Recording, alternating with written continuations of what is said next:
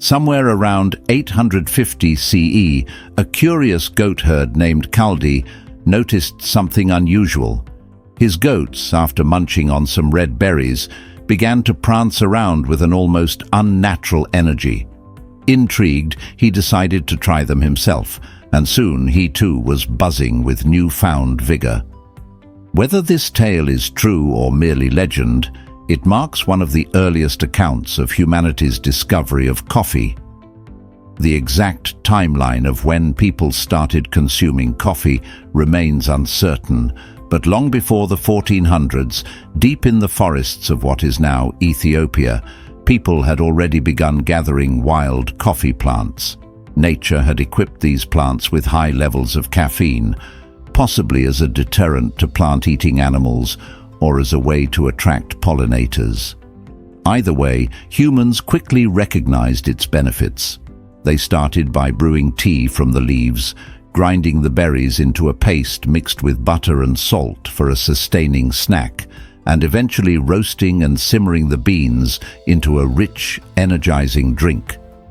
Coffee's journey through the world truly gained momentum when trade routes carried it to the Middle East in the 1450s. A Sufi leader, upon returning from Ethiopia, recommended it as a stimulant for worshippers performing long ritual chants and dances in Yemen. The practice spread rapidly, and soon people across the Ottoman Empire were roasting and grinding the beans, transforming coffee into a darker, more robust beverage. It became a social staple. Men gathered in guest houses and outside mosques, sharing conversation over steaming cups of this mysterious brew. But not everyone was convinced of its innocence. Religious authorities debated whether it was an intoxicant and if it should be permitted. The debate reached a climax in 1511 when a court in Mecca put coffee on trial. After much deliberation, scholars ruled in favor of the drink, and coffee houses flourished in cities like Damascus and Istanbul, becoming hubs of social interaction, entertainment, and intellectual discourse. By the late 1500s, Yemen had become the heart of coffee cultivation, exporting vast quantities through the port of Al-Makka, a name that would later become synonymous with the beloved mocha.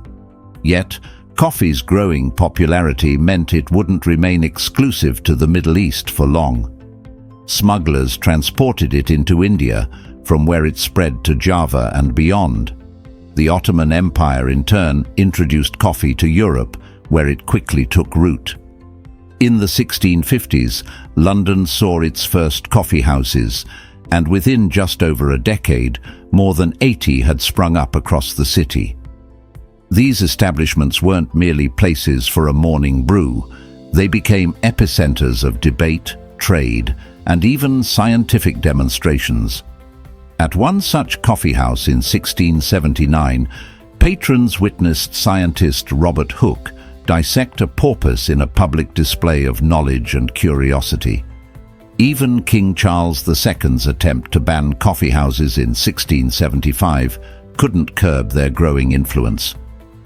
Meanwhile, the French introduced their own twist, sweetening coffee with milk and sugar.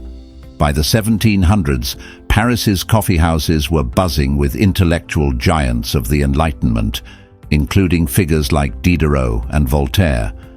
The latter was rumored to consume up to 50 cups a day, though these were likely much smaller and weaker than today's servings.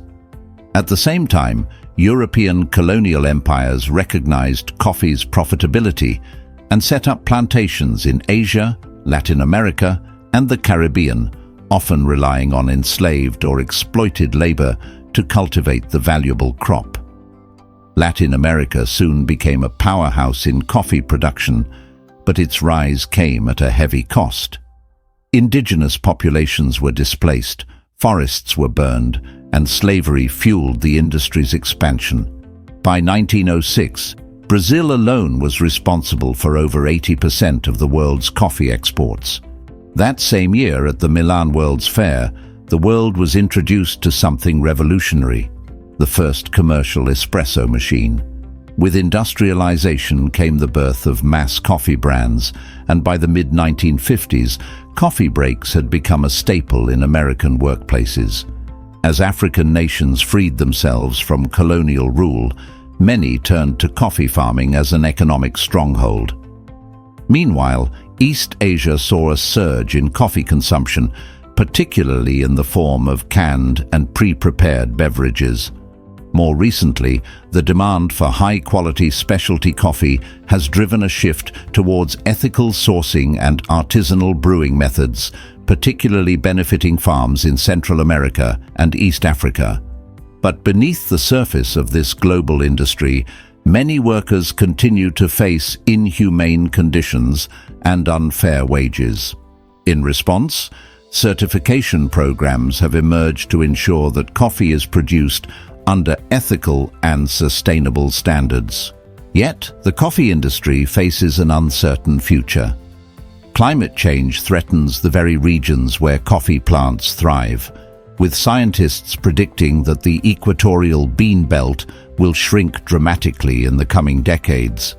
Researchers are exploring solutions, including resilient hybrid coffee plants, to help secure the future of this cherished drink. Regardless of what lies ahead, one thing is clear: coffee has embedded itself into the fabric of daily life, fueling conversations, creativity, and culture across the globe. If you want to get basic overview of anything, provide your thoughts and intentions in comment section. We will provide and serve you, and subscribe our channel to get more information in less time.